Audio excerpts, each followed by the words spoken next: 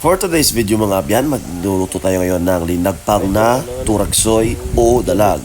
Tara! So yun kahapon birthday ni paring Freddy at medyo hangover kami ngayon.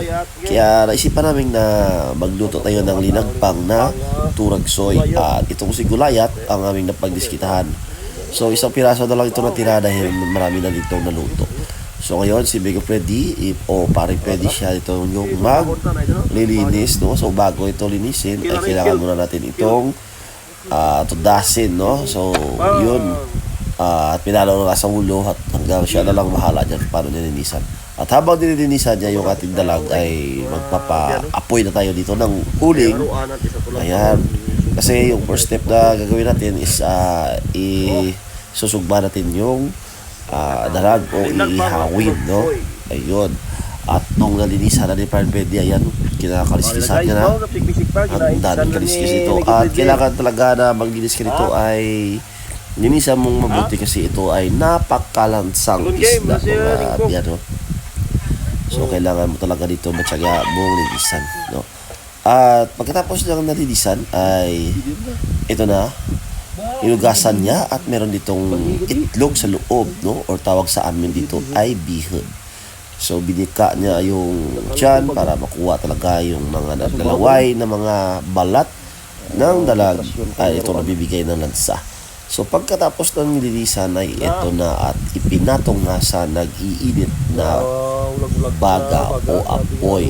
So iihawin natin ito yung ating dalag. At pagkatapos na-prepare na rin dito ng saging, kamatis, sili at yung tinatawag namin dito na ginamos, no? Ginamos na hipon. At ito naman si Paring Bo, no? Si Paring Bo ang nag-prepare.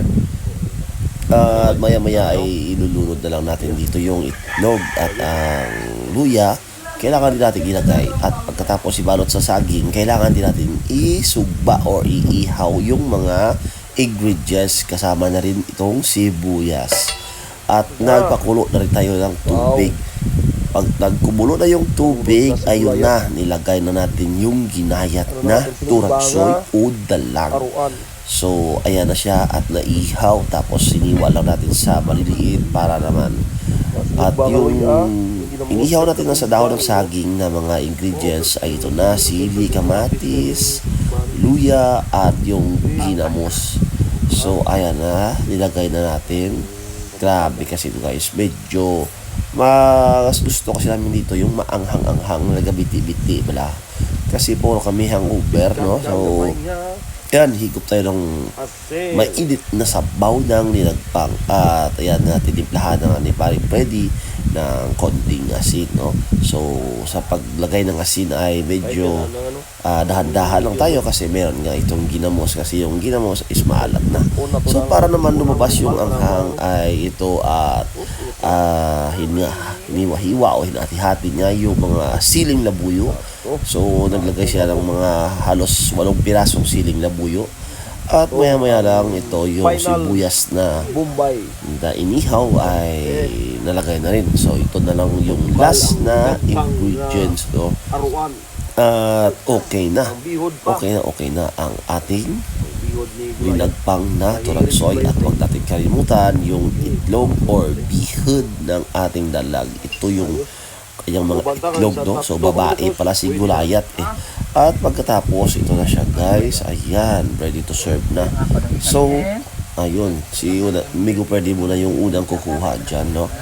So, ito yung gamot sa ating hangover, no? Kasi hangover tayo. So, kailangan natin humigop ng sabaw, no? At maya-maya ay siguradong pagpawisan tayo nito. No? Pagpawisan tayo at makahigop tayo ng masarap at manghang na linagpang na turagsoy. Ito lang yung mga pagkain probinsya na lalo-lalo na kapag sa probinsya ka, no?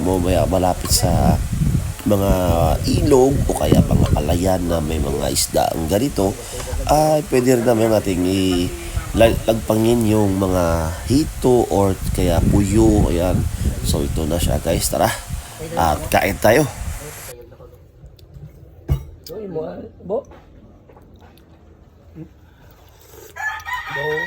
Kaldugit. Masa? Katumbal. Ay, ganyan ito po. Nagkinatom ng salo? Dagdag. Us ay lang eh. Saya mga dahil ito. Yan ako, tawag ano? Yan ako pinagin ko. Turun, tahang. Dalam.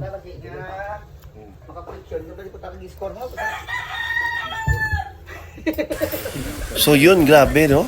Sobrang sarap at sobrang anghang. Malalasahan mo talaga yung ginamos, yung siling labuyo, at saka yung parang smoky flavor ng inihaw na dalag. So yun guys ha, at abangan ang ating next video.